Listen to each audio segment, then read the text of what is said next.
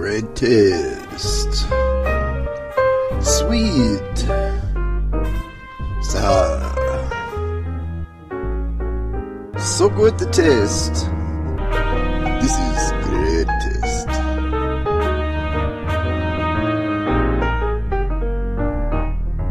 Great tasting.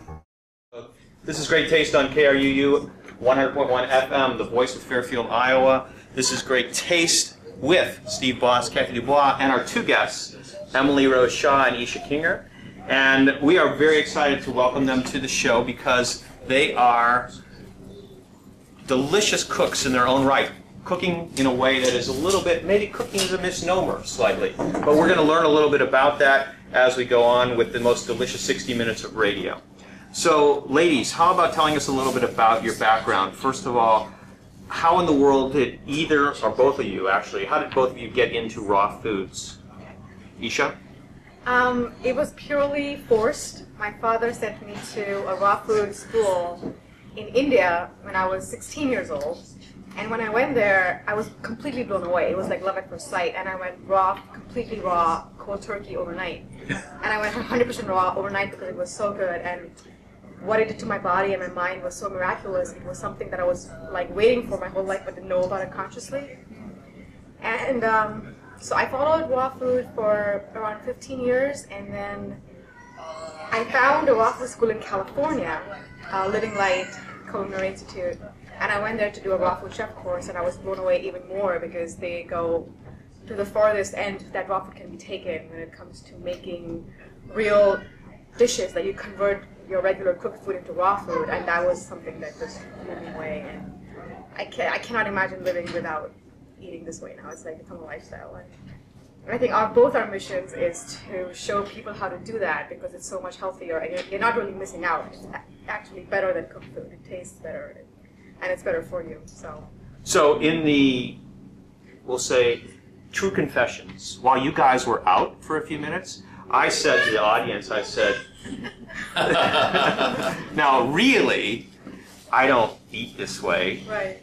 And I can't even imagine eating this way all the time. Though last year, we did a 3-week raw vegan challenge, and I did do that. I'd say I was about 90% during those 3 weeks. It was pretty interesting and very much fun. But what I do love, and Kathy pointed this out, I love salads, I love smoothies, I love to eat lots of raw foods just as a part of integrating them into my diet.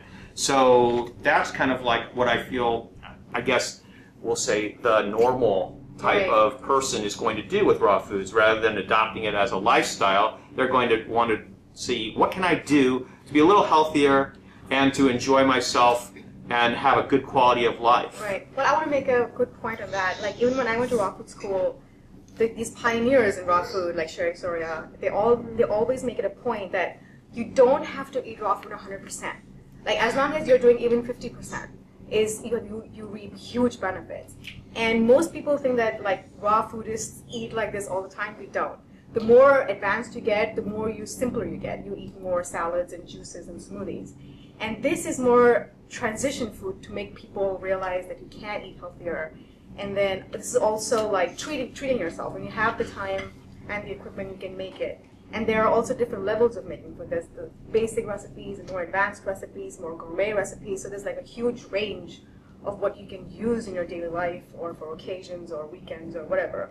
And you don't have to eat like this all the time, but as long as you're eating at least 50% raw in your daily diet, whether it's a salad or a juice or a smoothie or something before your meal, something in between meals, somehow raw should go into your body because it has enzymes to digest your cooked food that you're eating. So great. So Emily, how about you?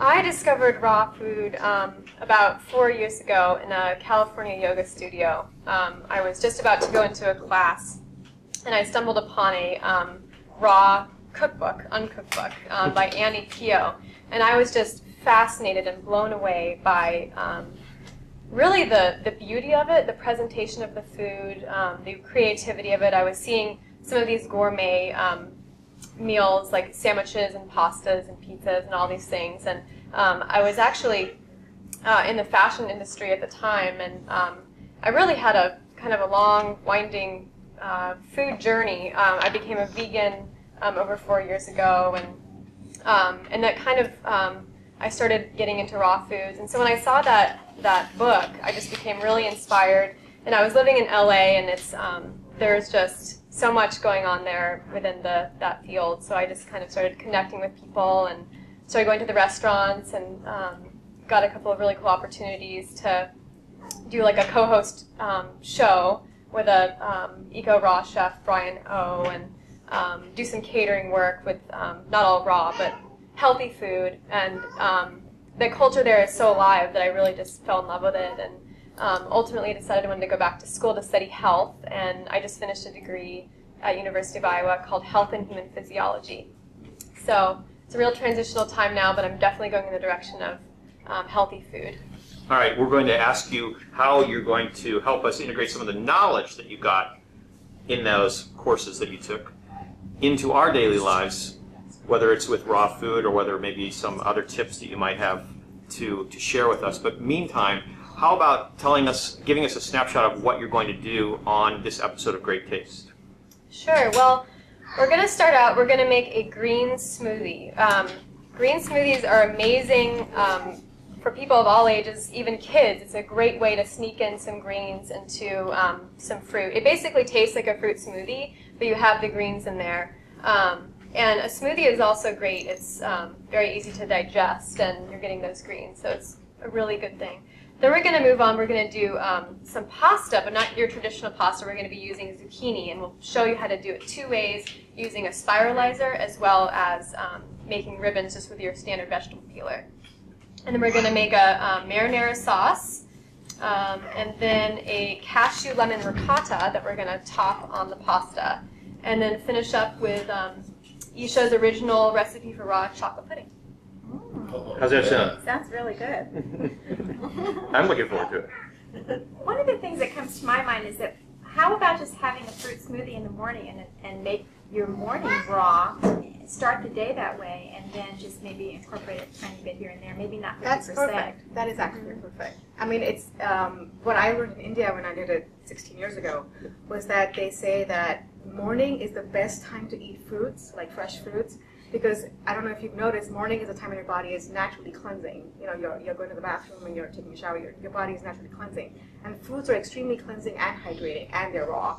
So the more fruits you eat in the morning, the better it is for you, and also you have your daily intake of raw in the morning and you're done. And then if you want to eat salads the rest of the day, that's fine, but at least start off incorporating fruits in the morning, which is really important. Yeah, smoothies, I would say, is probably the easiest thing you can start doing today, tomorrow, to add to your daily routine of getting more fruits and vegetables into your diet. And that's what we're really going for, is how can we eat more fruits and vegetables? The average American doesn't meet nearly the requirements that we're supposed to be eating. And they're just, fruits and vegetables are so powerful for fighting disease, for weight loss, for all these things. So if you can make it delicious and, you know, beautiful, and nutritious, there's really no deprivation here. I like that. No deprivation is definitely my motto. Okay. No, don't deprive me when it comes to food. That's for sure. And those of you who were here last week and were listening last week, we certainly weren't deprived because we had a French chef here, and that was really quite extraordinary. And I don't think there was probably one ingredient in any of those meals that is around as we look at what we're going to be doing on this particular segment of Great Taste. So start us off with the smoothie. Okay. So we're using a Vitamix. A Vitamix is one of the best investments I think that you can make. I use it every morning. It is a high-speed blender, and it completely pulverizes the greens with such ease that you'll never want to go back to your standard blender. So you can't use a regular blender to do this? You can. You can use a standard blender. You know, you probably wouldn't be wanting to put tons of the more coarse greens like kale. You might just have to chop it up a little bit more, but there are tricks, you know, put in more liquid. You can even blend up fruit first and then add your greens. So there's different things you can do with your standard blender. But if you're going to be doing this every day like I do, the Vitamix is a great investment. I even used a hand blender last year, an immersion blender, when I did it for 3 weeks. Now, I have to say I didn't use any greens during those 3 weeks. I actually used fruit completely, and it was perfect for that. Whole fruits, just cut up avocados, bananas, peaches, all those things. And it was easy. So I didn't happen to have a blender at the time, so it worked out really well. But I could see where this would be perfect if you're going to actually integrate this into your lifestyle. Right. Yeah, and I mean you can do soups in it. You can do all kinds of sauces and smoothies, and we're going to do pudding in it. I also want to. The reason why this is such a good investment is you can literally start eating so much more nuts when you have a Vitamix, because you can make nut milks and nut smoothies and nut desserts. And with a regular blender, you cannot really get that texture or blend up nuts as easily as you can here. I mean, this literally makes it into a liquid. Okay, so sometime in the future, we're going to do a show on nut milks, because if you've never tasted nut milks, I mean, they are unbelievable. They're really amazing. And we'll take some questions in a little while, so keep your hand up the whole time. Okay, so first off, we're gonna make a green peach mango smoothie. We're gonna start off. We're gonna do 2 peaches, and I'm using organic peaches. Actually, almost everything we're using is organic. Zucchini is local, which is great. We're big fans of that. So I left the skin on. If you're using conventional peaches that you know have been sprayed with pesticides or whatever, it would be good to skin them and use that. So I'm just going to roughly chop this. So basically, is all the fruit that you use roughly chopped then? Yeah, roughly chopped. I mean, in the Vitamix, you can really throw anything in, but... It's just easier if you roughly chop it. So the easiest way to do this is just to prepare ahead of time. Can you also freeze the fruit? Let's say that it's summertime right now when we've got peaches. What about cutting up, buying a whole lot of peaches that are nice and ripe, cutting them up and throwing them in the freezer, because there aren't peaches available in December, for example? Is that okay or not okay? I mean, you can. I've never done it, but although what I do is every season I have different kind of smoothies, like whatever is fresh and local. So it's like mango season, I'm having mango smoothies every day. Well, it's never mango season here. I know. But like, let's say like fig season, like when recently there were amazing figs at everybody's, I was having a young coconut, fig, grape smoothie every day, and it was just delicious, and I never got sick of it. I just had it every day. So when there's berries, you can so much eat with berries, like spinach and raspberries, strawberries, blueberries together, and banana, and you just blend it all up, and it's just so good. So what do we do in the winter, though? Like we have apples, I guess, always, right? Yeah. Pears, bananas, avocados. Avocado banana is actually a great smoothie, and you can put so much in depending on what you want, like greens or coconut or dates, and it's just absolutely great. Do you ever use frozen berries? I mean, I can see not using things that you're peeling and cutting up and you're losing the vitamins, the vitamins. But berries, do you ever use that? I personally don't use frozen stuff unless I'm really desperate. But yeah, I think fresh is always better. But you know, I like your idea of cutting up the peaches while it's peach season and then throwing them in the freezer and having them easy access all throughout the season. And also, actually, if you use frozen fruit, then it's really frothy and kind of thicker, and it's delicious, very cooling. So, are we going to sweeten this in any way or not? I just added about 1 mango, which I have pre-chopped, and then we're going to add about 2 cups of baby spinach, which is pre-washed. Just throw that in the top. And do we always want to use baby spinach, or can we use regular? We can use regular spinach. Baby spinach is convenient, so just top that in. It's pretty big, so you can put it in a little bit more. And then we're going to do a cup of coconut water. Now this is bottled coconut water, which we got here at Hy-Vee, and it's fine to use.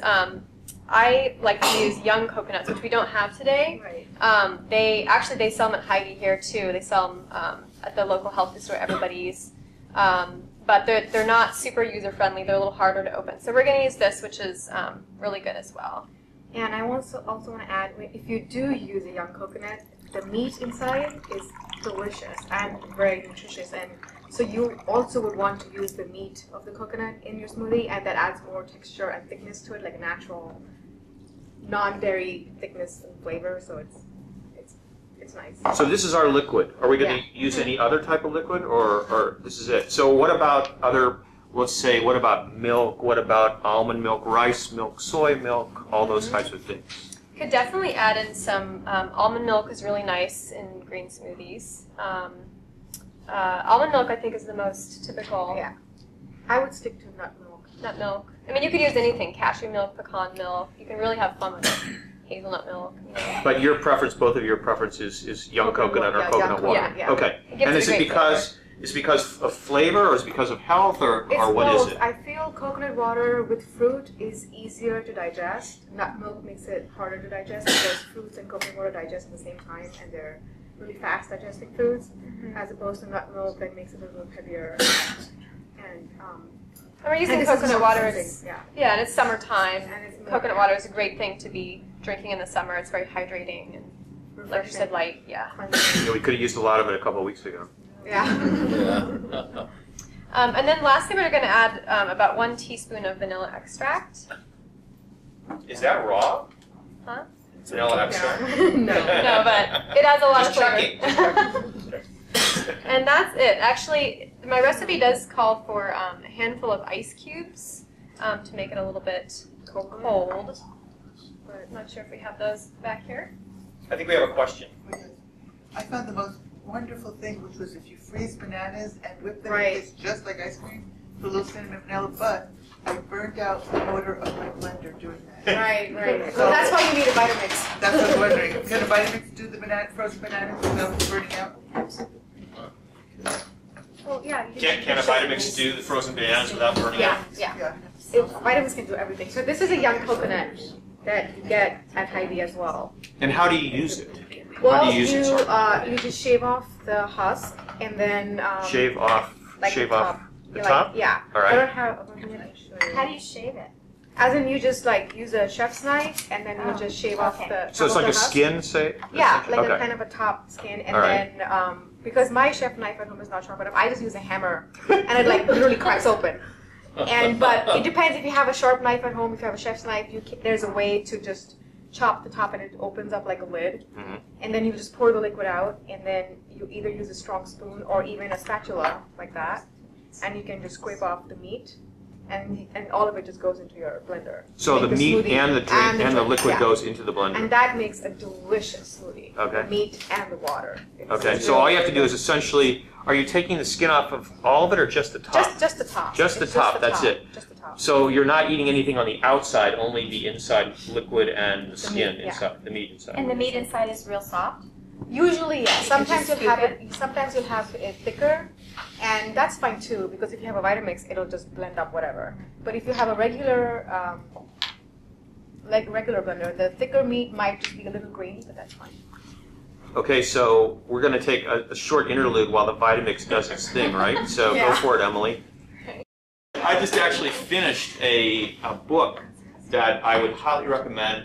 It's called My Life in France by Julia Child and her nephew, whose name I don't recall right now, but it's a wonderful, wonderful book. And she was, if you're not familiar with her, a person who brought about a renaissance, really, in cooking, in home cooking, really, in this country. Not just French home cooking, but got so many more people involved in cooking at home through her cookbooks and also her presence on public television. So, speaking of French food, there's someone here who walked away with one of the chicken mousseline last week, and you finished it at home and you made your own beurre blanc. Yeah, beurre blanc sauce, and I had some risotto with it too. And how was your beurre blanc? Very good. How much butter did you put in it? Plenty. Okay, so this is our green smoothie. So you had a lot of butter. Taste that green smoothie and let us know what you think about that. Bob. Needs more butter. Very good. Surprisingly good, yeah. All right, everybody's going to get a chance to taste that as we move. If Kathy doesn't spill it all on the floor, we'll see how it goes. Let me ask you, Isha. I wanted to find out when I look at what you used in this smoothie, and I see that we're using, for example, mangoes, and I see avocados, and you know, there's so many people who these days have made a very big platform, we'll call it, about local foods, and saying that it's much more healthy for you to eat local than it is to eat for foods that come far away. how does the raw food world look at this local versus global type of food approach? Or is there a way that the raw food world looks at that? I mean, I think when I went to raw food school, I was amazed at, and this is in California, they had every ingredient you can possibly imagine. And some of them most of it was not that local. Like, they had exquisite ingredients. You know, they had really importing from all over the world. And I think you want to do as much local as possible, but if you're living in a place where a lot of the food is not grown there, I mean, you don't really have a choice. You want to buy food that is organic and that kind of fills your day with all the nutrition that you need. You don't want to be lacking in anything. And if it is available in your town, and if it's organic, then why not? I think Emily had a good point about that too, the local versus not local organic food. Right. Just in terms of our carbon footprint, I took a course within my major, University of Iowa, called Global Health, Global Food. And I believe that what they said was when you think about all the energy costs that goes into the preparation of the food and the cultivation and the herbicides, pesticides, you're better off buying organic food that's farther away than local conventional food if you add up all of the energy costs. That's just kind of a interesting point that I learned. I think this smoothie is absolutely delicious. I'm not surprised, but seeing as how I was making all of mine with fruit only, and this actually has a vegetable in it, I'm happy to report that I can do that. I have to say, I pat myself on the back. I went away actually for work a couple times during that 3-week period, and I took my immersion blender with me and went to the store before when I first got to where I was and bought all kinds of fresh fruits. And so in the morning I was able to, before I got out. And I do mean this when I say that I very much noticed a difference during those 3 weeks when I changed from my normal breakfast of a couple of eggs, a couple pieces of toast with cheese on them, fried in olive oil and butter, so yeah, Jason likes that. That's good. But I did notice a big difference, and I felt a lot lighter, and I also found that I didn't snack at all between breakfast and lunch, which I thought was a significant point in favor of having a nice smoothie. And I didn't have a little smoothie, I had a big smoothie. So. Right. When I was doing my raw food certification in California, they had a standard breakfast for us every morning, which was this huge jug of green smoothies, and it was like the standard recipe they used, which was banana, kale, and then whatever other fresh food is in season, whether it's oranges, berries, peaches, mangoes, whatever. But the staple was banana and kale. And they also used a few spoons of this great supplement called Vita Mineral Green. I don't know if you've heard it. Yes, I've actually seen that before. There's this jar of green powder, and it's this huge list of green stick powder. And you just have to use 1 spoon of it instead of like worrying about getting your greens from the market. So if you put a spoon of that in your smoothies, it's absolutely great with your fruits. It's a lot better than Soylent Green, that's for sure. Who laughed? You got that. Anybody else get that joke? No? One of 2 people. Okay, not bad. When you use kale in the smoothie, do you put in the stems? No. You rip the leaf off the stem. Good question. Same with, would you ever use chard? Would you do the same thing? Or? Yeah, with all the thick stems, you want to rip the leaf off the stem and then use it. Okay. Delicious. Everybody enjoy that? Yes. Okay, so now it's time for pasta? Yes. All right. So we're going to have some pasta, and it's not like what you normally would think of as pasta. But it kind of looks like pasta, except for the green. I mean, it could be like spinach pasta, for example, the way it looks. So I can't wait to learn exactly how you do this. I have a point about the green as well. I mean, it looks kind of pretty with the green, but also what you can do to make it more like pasta is you can completely take off the green with a vegetable peeler and then run it through the spiralizer, and then it'll look more like your, white, off-white pasta.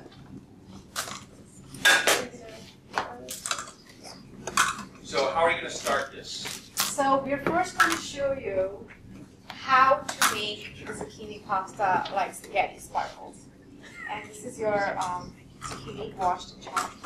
And this is what we use. It's called a spiralizer, and it has a blade in here, and you just stick the zucchini and you push it, and it just spiralizes. And this is available on Amazon, and it's really cheap. It's not even expensive. It's like $30, I think. Yeah. Yeah. So it's pretty affordable, and I hope everybody can see. It's not color. So this is a spiralizer, and are we going to use it? Can we use it for anything other than making zucchini pasta? Yeah, you can use it for actually a lot of things. You can make all kinds of, like, you can even use other kinds of squashes and carrots and cucumber and all kinds of things. Also has 2 other blades with different thicknesses and like different ways of cutting. So it's not just spiralizing. So it slices and dices. Yeah, other things. Yeah. Have an infomercial. But we use it mainly for like zucchini pasta. So this is pretty easy. You just.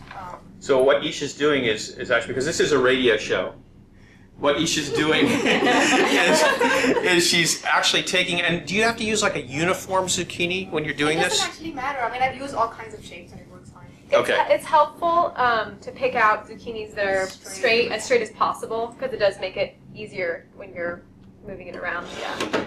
Okay, so she attached it basically.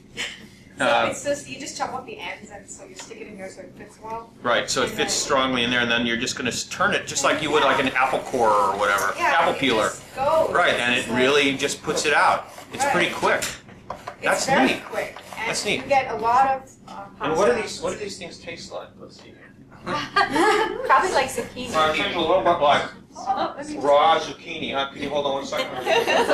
You want to try that just to see what it's like? You'll see what raw zucchini is. I mean, I don't really, when they serve raw zucchini on, you see raw zucchini and raw cauliflower and all kinds of other things on it's huge. They're fairly large, Like aren't Lady they? in the Very Tramp. long. You kind of have to chop it a little bit. It's kind of like, I always stay away from those things when I see them on the buffets, all the raw vegetables. But this is a little bit better because it's not like you have to take a big bite out of some thick piece of zucchini. This is really thin and easily chewed. Right, yeah, Right. easily. I like that. What do you And it think tastes like raw zucchini. Do you see what's remained? It remains? Yeah. Yeah, so we have to figure out what to do with that. Well, it's really fun because you can actually chop it up, put it in a salad, or juice it. So These goes, this goes well. Explain what it is. I'm not going to try to explain that. There's way too many sexual innuendos here, so I'm not going to get into that. Yeah, this is definitely something I'm going to consider. So now, here's one of another thing that bothers me about raw food that I want you to help solve for me, and that is this. Can we serve it warm? Because I don't like eating cold food for dinner, for example. If you have a dehydrator, definitely yes. Why do I have to have a dehydrator? I mean, it's an investment, just like a vitamins is an investment. And with the dehydrator, you can make so many more raw foods, like burgers and crackers and pizza crusts and all kinds of things. And also, whatever raw food you prepare, if you want it warm, you just stick it in the dehydrator for like half an hour on the lowest temperature, and it's warm food, but it hasn't destroyed the nutrients. But what if I put it in my oven, for example? What if I took this and put it in my oven on warm? In other words, I don't put it on the lowest. I mean, the lowest setting is warm. I'm just going to warm it up, and I leave it in there for a few minutes. Is that okay? You could do that, or another thing. For this pasta or any kind of liquid, you can put it in a pan and put it on the stove and use the finger test. If you can, stick your finger in and it, you don't want to burn yourself, but if you can stick your finger in and, it's not, scorching, then, the enzymes are still there. It's not damaging the vitamins, because around 118 degrees is when we start seeing some of the damage to the vitamins and enzymes become deactivated. So you can put it on the stove. That's maybe a little simpler. And just stick your finger in and warm it up that way. And in the winter, people ask about raw foods and stuff. Like, for example, green smoothies. Just the other day we had a cool morning, and I put a big chunk of ginger, like ginger root, in there with a little bit of cinnamon, and it actually created much more of a warming effect. So there's different spices you can use in addition to heat to warm up. And also you can take it out of the refrigerator. Hold on, because no one can hear you. You can take it out of the refrigerator and leave it for a little bit outside so it won't be as cold. So it just hits room temperature. Right, yeah, good idea. Very, very good idea. I'm glad you brought this up because we were talking about this before the show. I want to know about herbs and spices because, for example, I love rosemary. Kathy loves rosemary. I love sage. Those are not the kind of herbs that you can just eat. You can't just chop them up really tiny and expect them to be just absorbed into your food. They're going to be chewing rosemary sticks, kind of thing, with the resin and everything like that. So I want to know, A, how can we use those kind of herbs, or do we have to use different herbs? And then let's do that first, and then we'll cover spices. Okay. Well, you can use, I've made recipes with rosemary. I actually made a recipe with sage the other day, and because a lot of recipes, you put your ingredients in the food processor, you put it in the blender, it really becomes pulverized, just like the greens do in the Vitamix. So you're getting the flavor. Like, for example, sage, I bought it dried, and I put it in my sauce that was going in the Vitamix, and it was all blended up, and it was fine. I would also think that you could let it sit in olive oil. Mm-hmm. And chop it really, really fine, let it sit in olive oil. You don't think so? You could do that, sure. I still think my rosemary is going to be pretty chewy, but I like her idea. I mean, I think that you put it in the blender and you can. That's great. You get all the flavors, probably very vibrant. If it's going into a sauce, like I just said, if it's going into like any kind of a machine, it does get pulverized. And also, if you, let's say, if you want to have it like a powder, like if you put it into a coffee grinder and make it into a powder, then it's more like just like a rub or like a flavoring. And then also it's very easily. And what about the dehydrator? Can that also work then with herbs like that? Of course, yeah. There's a lot of stuff that you can marinate with sauces and herbs in the dehydrator because it's giving some kind of warmth and yet not destroying all the nutrients. Okay, so I want to come back to the dehydrator in a minute, dehydrated food as opposed to fresh food. But let's move on to spices. So lots of spices. One of the things that kicks up a spice, especially whole spices, is toasting them, where it gets the essential oils really lively, and then grinding them at that point. So how do you deal with whole spices if you're eating raw foods? I mean, whatever spices I've ever used, I've used them, I do like to use fresher spices, like grind them up myself, like when it comes to pepper or cumin or cinnamon or whatever.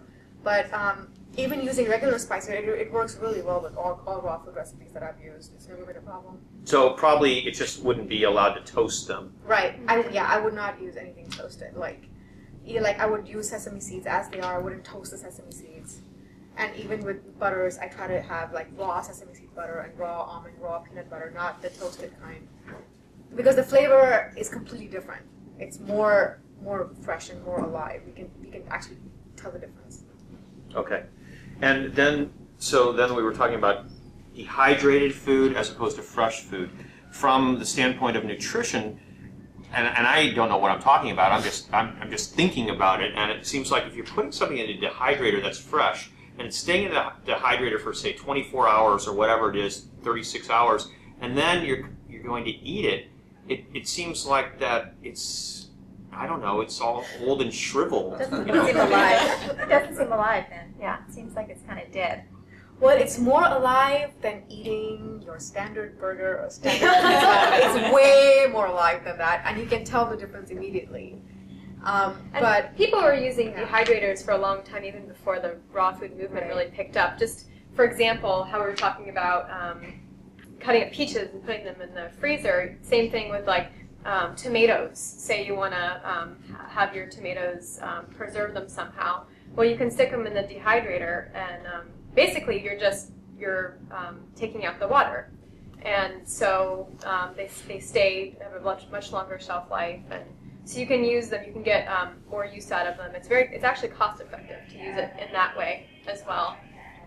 I also feel there has to be a balance. Like as long as you're eating enough fresh foods and complementing it with dehydrated foods, because then you're getting like a whole spectrum, and you're also satisfying your taste buds on every level. You're not craving the regular food because you're eating your dehydrated pizza or burger or crackers or whatever. so you don't feel like you're missing out or getting deprived of anything. And at the same time, it also depends on what season you are in. You know, like in the winter, you will feel like eating heavier foods, so the dehydrator comes in use then. And it also depends on where you are in your journey of raw food. Because if you want to stick to basics, then I don't think you will need a dehydrator. But if you want to go more advanced and more adventurous in your recipes, then a dehydrator is a great investment because you can do so much more. A lot of the gourmet recipes will call for dehydrating some part of the recipe. But even so, as far as you're talking about the balance, a lot of the more complicated recipes will be, it's not just you're eating something dehydrated, it's the balance of the, like for example, raw pizza, you have a dehydrated pizza crust, just as, like you'd make it in the oven, and then you have a fresh tomato sauce. But what are you actually making the pizza crust from? Usually nuts and zucchini, so it'll be like a balance of nuts and some vegetable blended together, and you spread it on as a crust and you dehydrate it. And you can actually make a crust then from that. Right. Mm-hmm. Wow. Also, buckwheat is a nice ingredient to use that is used in pizza crusts quite frequently as well.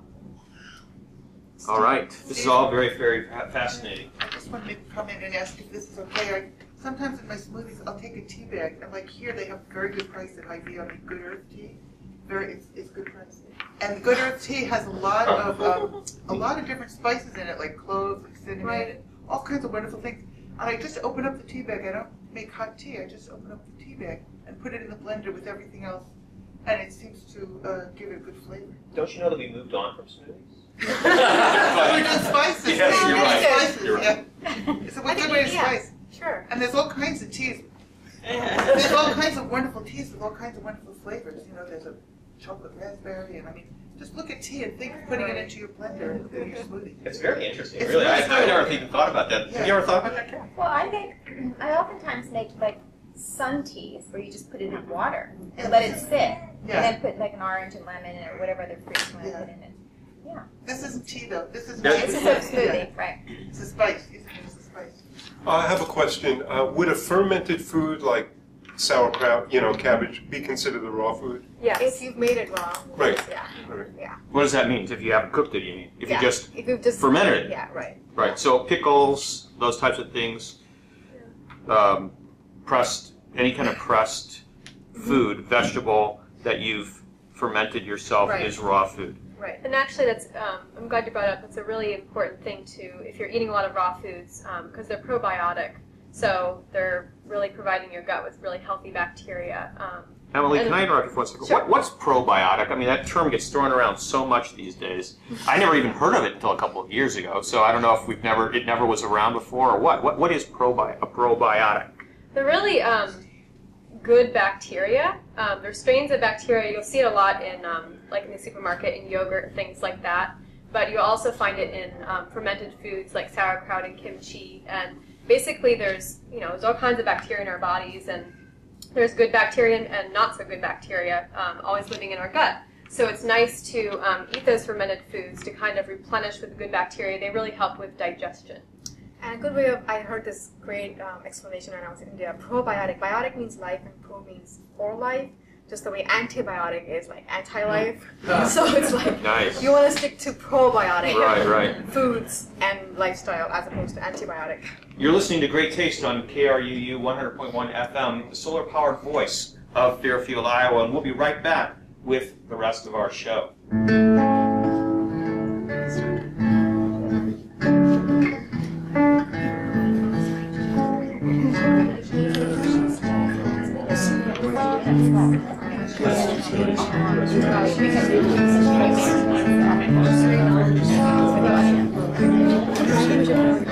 Yeah, I was going to, I think we took to show how to do pasta without garlic.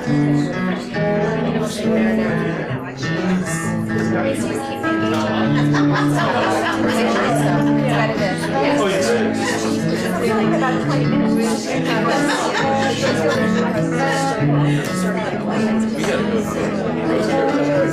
They also have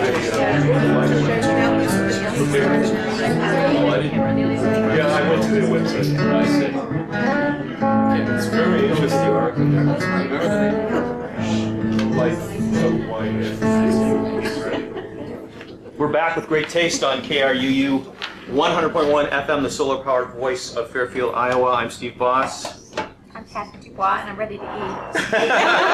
And our guests are Emily Rose Shaw and Isha Kinger, and they are raw food proponents and serving up some delicious stuff for us. So right now, we're getting ready for, what do we call it, pasta? Just pasta? Zucchini pasta? Zucchini pasta.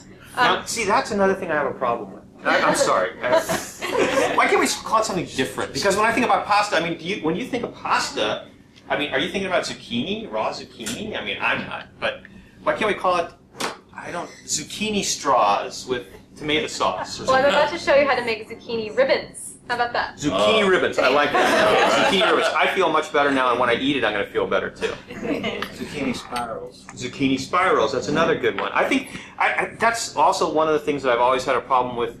People make vegetarian food, and they use, say, for example, they use wheat gluten, and then they name the dishes the exact same thing, like mushu pork or something like that. But it's not mushu pork. Why can't we just call it wheat gluten surprise or whatever it is? It's like, why do we have to pretend? Why do we have to pretend that it's meat? Because it isn't meat. I've also wondered that a lot of our vegetables were developed for cultures that cook them. And I wonder if we had developed as a raw food species, if we would have developed different vegetables, different species. That's an interesting question. That's a whole new Did you ever cover that one? Yeah, no, it's hard to say. I mean, we just work with what we have now. Yeah, but it's really one of my favorite things to do is like go to the local farmers market, and there's so many different varieties of things that are being grown. Like just last Saturday in Fairfield, there were like these long purple Asian beans. You can do all they're called noodle beans and purple okra and all these things. So there's a variety of things to work with, but it's hard to know exactly. We went back like what we would be working with. All right, so zucchini ribbons are going to be served with a marinara sauce. Yeah. How do you make? First we're doing. You're going to show us how to do the zucchini ribbons. If we don't have a spiralizer, you're going to show us how to do it with just a vegetable peeler. So first, you're going to peel the zucchini itself, right? Yeah. First, I'm just for aesthetic reasons, I'm just peeling the zucchini all around, just so we get that green off. It's really slippery. It's really ripe. It's really one of the things that you could do if you want to make it. I like the green on what the spiralizer does. So if you want to just have some green, you can actually do one slice down and then move over a little ways and do another slice down, so you actually have it be more ribboned, I guess, the effect. Yes, you can. And I'm finding out all kinds of interesting things. Like I'm trying to understand sign language here because people are talking to me. So you guys go ahead, and I'm going to try to figure out. I'm also going to start making the sauce for the pasta here, and this is a food processor that you do need to make this. And I'm using 3 cups of tomatoes. I'll just demonstrate this really quickly.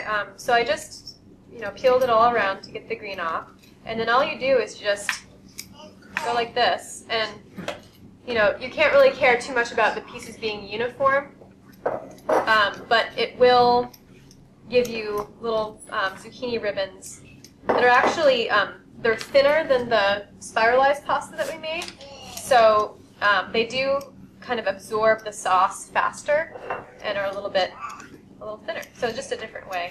I like the spiralizer better, actually. It's so much. It looks like.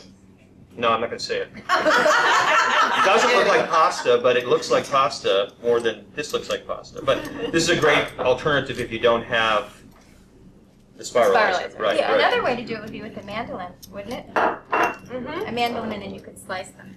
Oh, yeah. And another way to do it would be.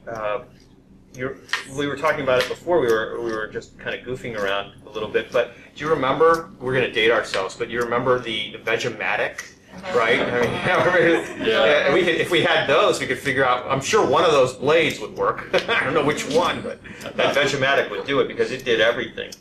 This is a lot more labor intensive. This is. I think we should get Get a spiralizer if you're going to make this. Spiralizers are pretty inexpensive. They're about $30 on Amazon is where I got mine. So. And it's fun. And it's fun. And those of you who are listening, you can't see us right now, but Kathy and I have huddled around Emily because our microphone blew up. So we have to use her mic. And so it's not that we're trying to shelter her in any way from what the audience might be thinking or anything like that, but we just have to. Kath, that's the second thing that you dropped today. Is everything okay? Yeah, everything's fine. Everything's good. Okay, I'm glad to hear that. I'm glad I'm not cooking. Now, that is one thing I've never said about you. I am never glad that you're not cooking because your food is absolutely amazing. So, Isha, are you going to? You're preparing the marinara sauce? Yes. All right, tell us about that. So there is 3 cups of tomatoes, some sun-dried tomato, some oregano, and half vegetable date. Okay, so I'm going to say something now that I just want you to know about. Because you're using a sun-dried tomato because you think that it's really sun-dried. But the truth is that I doubt you can find a real sun-dried tomato. Those are all oven-dried, honey. I got news for you. So they're definitely not raw. Well, you could find them. Yes, you could. She said we needed to eat 50% raw. Right, that's right. Okay. So she's proven. I just want you to know that. Actually, it would be really cool to do that yourself. Right. Yeah, if you could dry your own fruits and vegetables in a dehydrator, right? Yeah, right. But I'm just talking about if you commercially purchased it. Right. Actually, everybody's also has sun-dried olives, like raw sun-dried olives, which are great. I think they have prunes too, I'm not sure. But these things are available, and Hy-Vee has a great stock of stuff in the health market section. Right. So there is also some onion and garlic in here. And now I'm just looking for, where's this? Okay, so we've got onion, we've got garlic, we've got sun-dried tomatoes, we've got fresh tomatoes. Yes. And the proportions we have on the website, right? Because you guys were kind enough to supply us with the recipes ahead of time. So all the recipes are on the website at KRUU FM.com. You can find them there. By the way, has everybody been thinking about their low country recipes? Which you're the only ones that know about, that we're going to do this a little bit later. So if you haven't been thinking about it, you've got about 5 minutes before we're going to give away this book. I will when I get around to giving it away. All right, what else do we need? Basil. Where's the one that we had before? Follow Emily around. Maybe Kathy, maybe you should get around Isha so that she doesn't feel left out. Back over here. You really like that? Yes. And so all you're doing is pulsing, Isha? It's just going. Or you're right. Okay. And you're not generating that much heat that way, right? I'm just being careful. I don't want to make sure it's raw. I don't want it to generate too much. Let me feel it. Is it okay? Yeah. It's all right. All right. Okay. So. As long as you can stick your finger in it. Okay. So you Don't do just that. basically you blended it up. Right. Okay. Yeah. And we're just waiting for the basil, and then we're pretty much done with this. Okay. So then, what about the cashew ricotta? She's gonna do That's that. next, yeah. Oh. Okay. So. Is that easy to make also? Right, yes. This is really funny, I'll tell you. I'm following her around. Yeah. Those of you who, you can't actually watch this, which should be a real joke. Yeah. We'll put the link up sometime in the next week or so. Fairfield Media Center is videoing it, and you can find it on YouTube under the comedy section. So, all right, let's get to, while that's going on, let's get to, I can't. Just pull it away. Let's get to, thank you, Dennis. John Martin Taylor is our guest on Great Taste on the 29th of September. It is not live, so please don't come here expecting to find him. But it's a fascinating interview because he gives us a tremendous look at history of the foods of the South Carolina and the Carolina coastal plain. Many things that I had never understood before, and that were fascinating to me about the history of food in our country. So I highly recommend that you listen to KRUU all the time, but if you don't listen to it any other time, listen to it on the 29th at 7 p.m. when you can hear Great Taste. It's an interview with John Martin Taylor, author of Pop and John's Low Country Cooking Recipes and Ruminations from Charleston and the Carolina coastal plain. Now, did anyone come up with a recipe that they are willing to tell us a little bit about, or even some food memory that happened to them in the Carolinas in order to win this book? Because if you did, come on up here right now because we can't hear you from way back there. There's absolutely no way. So you're going to have your opportunity to get close to Emily and Isha. And Bob, so if you want to talk, you have to go get close to Isha over there on the other side. Go right around there. Bob this way. And work your way, or yeah, whatever way you can, work your way around. And we're going to hear your memory. For me, I could win the book, but I'm not allowed to. So go ahead, Bob. Tell us a little bit about your memory. Get real cozy. Get real cozy. Okay, I was in Charleston one time, Charleston, South Carolina, and the main #1 gourmet sort of top thing to get there was sheet crab soup. So I had that in a restaurant. It was really good. That's the best you can do? That's Did you have it raw? I asked for either, one of your favorite, foods or recipes or food memory. You did. Let me give you a recipe if you want. Okay. Give it to Isha because otherwise we won't hear you. Make some shrimp and tomato sauce and make some grits. Put the shrimp and tomato sauce on top of the grits.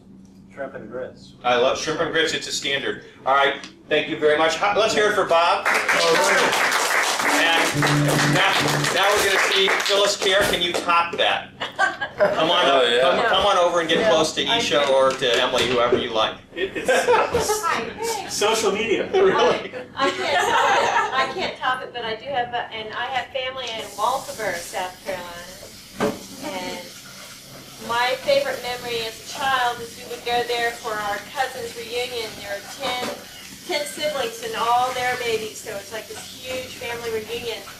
And they would create the most delicious, now don't laugh, boiled peanuts, right? I absolutely adore boiled peanuts. My family and I, we would go to Charleston every summer because my wife is from the Carolinas, and her family, all the ones that are still alive, still live there, and we would seek out the best boiled peanuts. One summer we actually bought. Hey, was this my story? I'm sorry.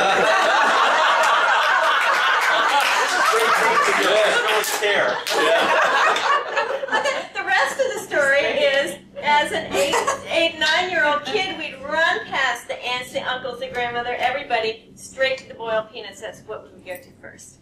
So, let's hear it for Phyllis. Okay, so I actually like both of those stories. So since we can't, I don't want to say one was better than the other. So Phyllis, I have another book at home. I'm going to give this to Bob, and then I'm going to give you a book when I see you next, right? Okay. Because the publishers were kind enough to supply us with a few of these. So it's a wonderful book, and I highly recommend it.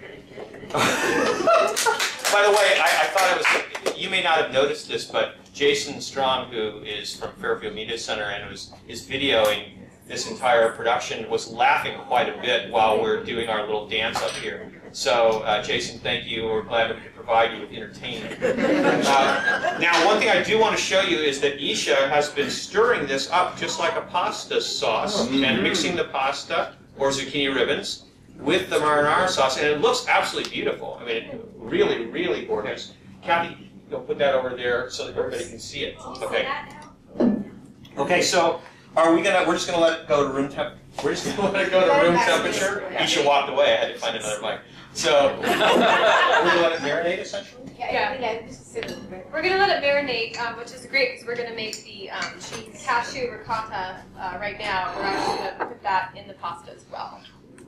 So we'll go ahead and make it. We're going to start out with, I believe it's 2 cups of soaked cashews. In raw food preparation, a lot of times you will soak nuts like overnight or for at least a few hours. It makes the nuts more digestible, and if you're going to be using them in the recipe that's going to be in the blender or food processor, it makes them easier to blend up. Now, is there a particular reason why it makes the nuts more digestible? I mean, I know that isn't there some type of enzyme in some nuts that is very difficult to digest unless they're soaked? Right. Nuts that have not been soaked have enzyme inhibitors, and so when you soak them, it essentially starts the germination process, and that kind of releases that, so then it kind of gets the enzymes going, and a lot of raw food experts will explain that that the enzymes will actually help in the digestion process. And yours looks kind of dry to me. So do you strain them and then lay them out? Yeah, I rinse them really well, and then I just put them in here, and I rinsed them, a couple hours ago, so that's why they're probably dried a little bit, but they're still soaked through. So we're going to go ahead and put all of these nuts in the food processor. How long do you have to soak them, and do you soak your nuts for all your recipes? Just repeat it. Just repeat the question. Repeat it. Oh, Shelley asked how long you soak your nuts, and if you soak the nuts for all the recipes. I usually soak nuts, like if I'm going to make a recipe, I'll soak the nuts the night before. It's just kind of a habit that I've gone into, and most people say like 8 hours is a good time. Every nut kind of has a slightly different amount of hours you're supposed to soak the nuts for, but generally it's around 8 hours, so it depends. Could you explain the difference between why use a blender and why use a food processor? Sure. We had a question. So the question was, why do you use a blender instead of a food processor, or how do you determine what you should use a blender for, and what you should use a food processor for, and what you should use a Vitamix for? Because I think they're all three different. Well, it really comes down to what texture you want to end up with. So for a cheese, we don't want it to be completely, totally liquefied, unless we were making like a cream. And then for the blender, you want things completely smooth, like if you would for like an Alfredo sauce, or Isha makes raw cheesecakes with cashews. You would do it in the Vitamix, so it's completely smooth. But we want kind of a chunky texture, and that's why we're doing it in the food processor. Mm. So we have our cashews in. Now we're going to add some nutritional yeast. What's nutritional yeast? Nutritional yeast, it grows, I believe, is on beets. Do you know, Isha? I'm not sure. Yeah. It's actually a great source for vitamin B12. It's a good source of B vitamins, and actually protein. I believe 2 tablespoons actually has 8 grams of protein. So you can buy this in the bulk section of health food stores. They sell it here too, though. They sell it at Hy-Vee. Oh, okay. So we're putting in 2 tablespoons of that. And now we're going to do 2 tablespoons of lemon juice, which is down there. So nutritional yeast is a deactivated yeast that's sold commercially as a food product. And as you can see, it's a yellow powder, similar in texture to cornmeal. And as somebody mentioned, it can be found in the bulk aisles of most natural food stores. And in case you didn't realize this, it's popular with vegans and vegetarians. It may be used as an ingredient in recipes or as a condiment, and it's a source of protein and vitamins, especially the B-complex vitamins. And here's something interesting. It's a complete protein, which is very all the essential amino acids. Put it on popcorn. It's delicious on popcorn. Yes, a lot of people like to put it on popcorn. I have never had the guts to try it on popcorn because I'm just not sure after I put all that butter and salt on it. By the way, next week on Great Taste, the Indian Hills Culinary Crew will be here, and they're going to be making jams. So we're going to be making apple butter and fruit jams to show you how to preserve them so you can have the fresh taste of foods all winter long. And in addition, we have another surprise. Rob Ferguson, who was here a few weeks ago, is going to be here with his cruisers, where people didn't get a chance to taste them before, but you're going to get a chance to taste them next week. And also his pizza crust, and we're going to grab some superfoods out of the Hy-Vee aisles and bring them in and actually make pizzas here in the oven while we're doing the Great Taste show at the Indian Hills students. So that's going to be a lot of fun. And Jim Kerwin, too, from Dave Brisbane Band's going to be playing at Cafe P Thursday night. And, okay. Jim Kerwin. Really? And that's James Moore, so we want to thank him for that. You can say it, Jim Kerwin. Jim Kerwin. There you go. I am so lost about Jim Kerwin, but I'm very glad that you told me that he's going to be playing at FAP Thursday night. So we only have 2 minutes, so I want to just say it's been a real pleasure. We're going to continue after the show wraps, and finish this delicious dish and also get into dessert. Right. Because we have a dessert, which is what I'm waiting for. And I'm definitely excited about something sweet and easy to make, right? Right, very easy. Yeah, do you have any of it finished that you can show everybody here what it looks like or not? It's going to take literally like 5 minutes. 5 minutes, Yeah. okay, so we're going to do that. So I wouldn't leave if I were you, but unfortunately those of us listening in Radioland will be missing that part of the show. But stay tuned if you're listening to the show live, because Andy Bargerstock is up with 2 hours of French toast? He's already on, isn't he? So that's what happens when you have technical glitches. But if you're listening to it recorded, which you will be, on Friday at 7 a.m., then this show is followed by Microgonia's 2.0. Microgonia, who happens to be the interviewer extreme for musicians all over the country. And if you've ever not had the pleasure to listen to his show, I suggest that you don't miss it. You've been listening to Great Taste on solar-powered KRUU FM. I will leave Emily for a second to see if it's really time to end this show or not, and let her explain what's happening. All right, so we added the cashews, which you saw, the nutritional yeast, and we added 2 tablespoons of lemon juice that's freshly squeezed. And we're going to be back to you, Emily, after the show goes off the air. Tom Allen, thank you so much for playing, and be sure to listen to Great Taste, the most delicious 60 minutes on the radio on KRUU FM. Great Taste. Sweet. Sour. So good to taste. This is Great Taste.